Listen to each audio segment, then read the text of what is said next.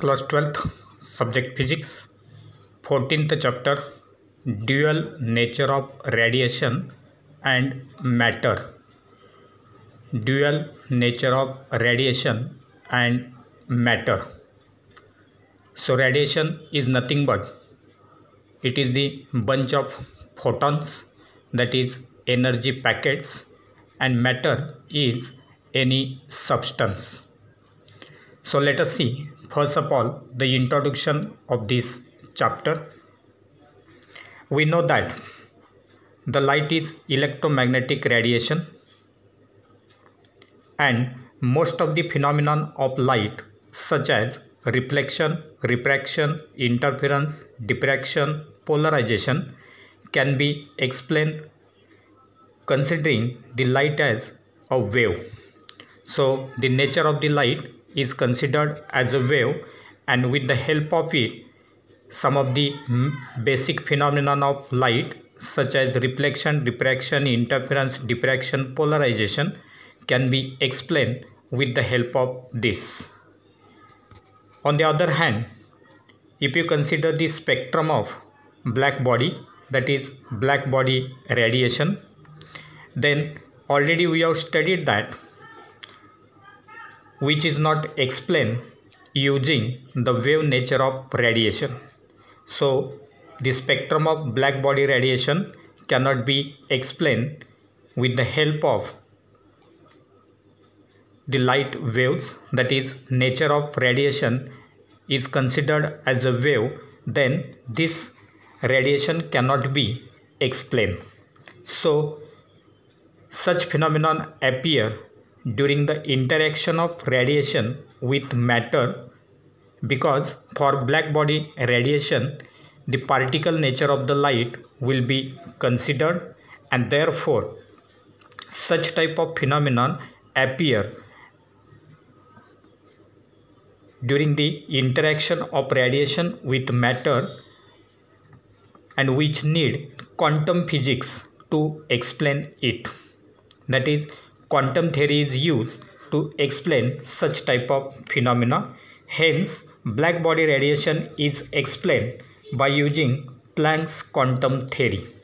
By using Planck's quantum theory, this black body radiation can be explained according to Planck's quantum theory. First one, the energy is emitted in the form of packets of energy. Energy is emitted in the form of packets of energy. And second, at higher frequencies the energy of a packet is large. If the frequency is higher, then the energy of that energy packet is large. Then Planck assumed that atoms behave like the tiny oscillators. The atoms of the matter behave like tiny oscillators, and that emit the electromagnetic radiation only in discrete packets. So only in the form of discrete packets the energy will be emitted by these oscillators. That energy will be given as E is equal to NH nu, where H will represent Planck's constant and nu is the frequency of the oscillator. Frequency of the oscillator is nu, and therefore now with the help of this we will have to study the photoelectric effect. Photoelectric effect. For that purpose we have considered here a metal surface having large number of free electrons. These circles with minus sign will represent the free electrons present on the metal surface. Then ultraviolet radiations are allowed to incident on this metal surface. At that time the electrons will be emitted from that metal surface, because these free electrons will be having their initial own energy.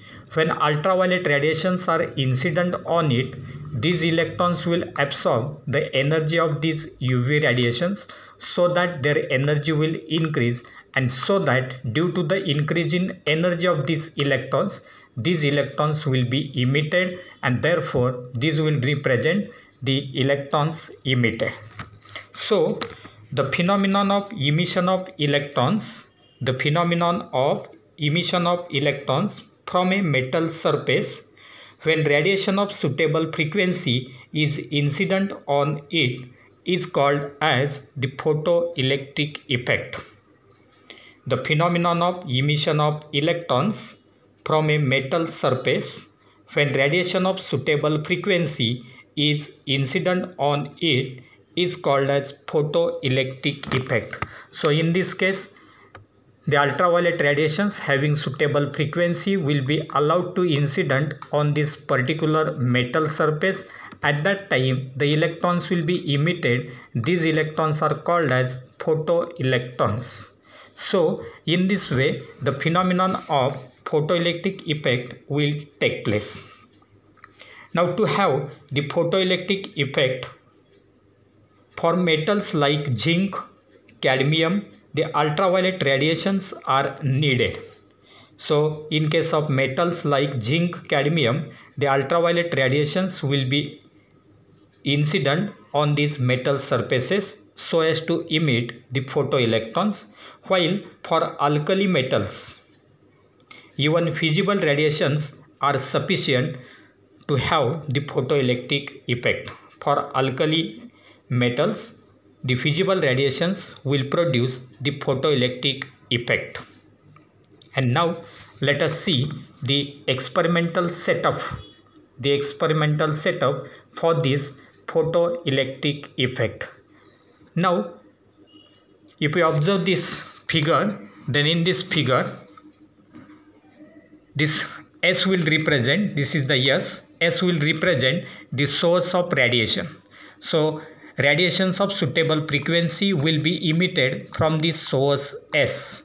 These emitted radiations will enter into this evacuated glass tube through the quartz window. So this will be the quartz window through which these radiations will enter into this evacuated glass tube through this side tube. Then these radiations will be allowed to incident on the metallic plate E, which is called as emitter E, or it is called as cathode, which will emit electrons. Now these electrons will be emitted from this emitter plate, and these electrons will be carried towards the collector plate. So C will represent the collector C, which is the anode. As it is anode, it will be positive. As it is cathode, it is negative. So higher positive potential will be given always to this cathode plate, so that these electrons will be attracted or accelerated towards this collector plate C. So these are the electrons here. Then the emitter and collector plates will be then connected to a commutator. So here there will be a commutator key having 6 terminals. With the help of this commutator, we can either increase or decrease the potential applied between the two plates E and C. Then for the measurement of the current, very small current, this microammeter will be connected here. Then we have to measure the potential difference between the two plates E and C. That will be measured with the help of this voltmeter Phi.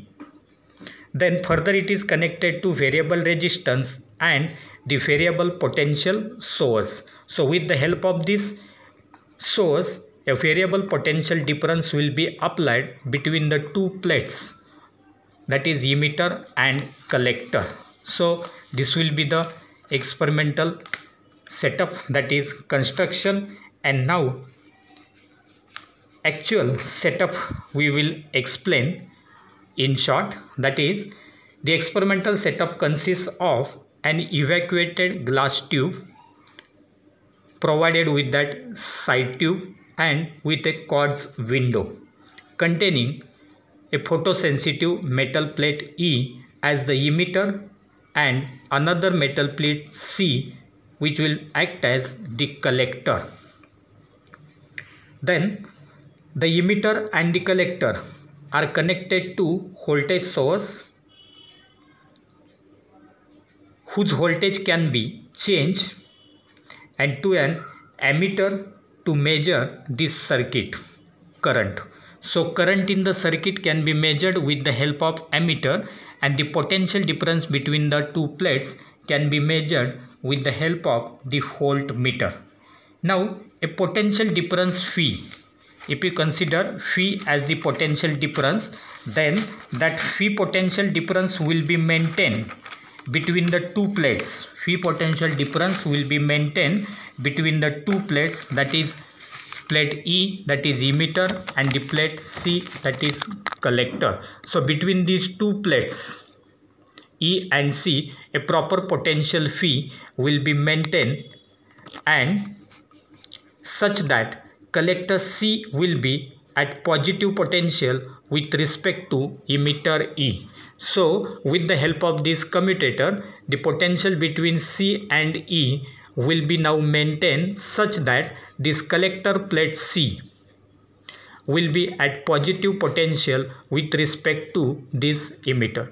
Then and then only, as this plate is positive, the negatively charged electrons will be accelerated and will be collected by this collector plate, and hence current will be set up in the circuit.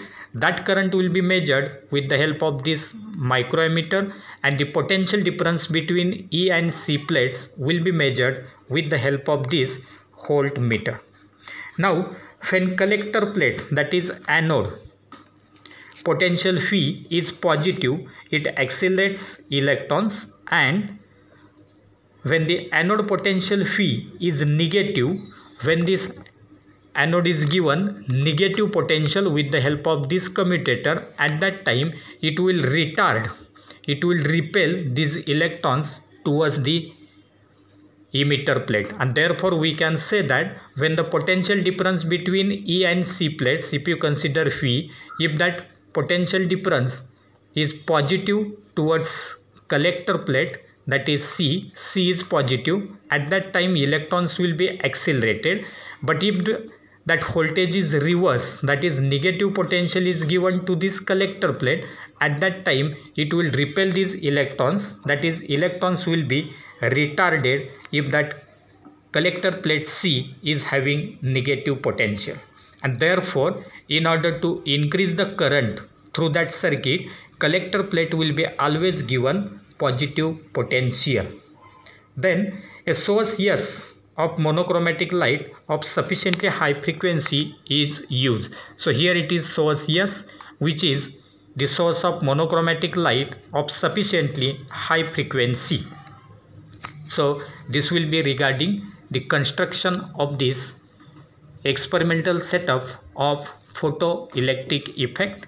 And now let us see the working of this experimental setup. So if you consider the working of this experimental setup, then the light is made to fall on the surface of metal plate E, and the electrons are ejected from the metal surface. So as soon as the radiations from the source S are allowed to enter into this tube and are allowed to fall on this emitter plate, at the same time, as soon as these radiations are incident on this metallic plate E, at the same time the free electrons will be emitted, it will be ejected from it.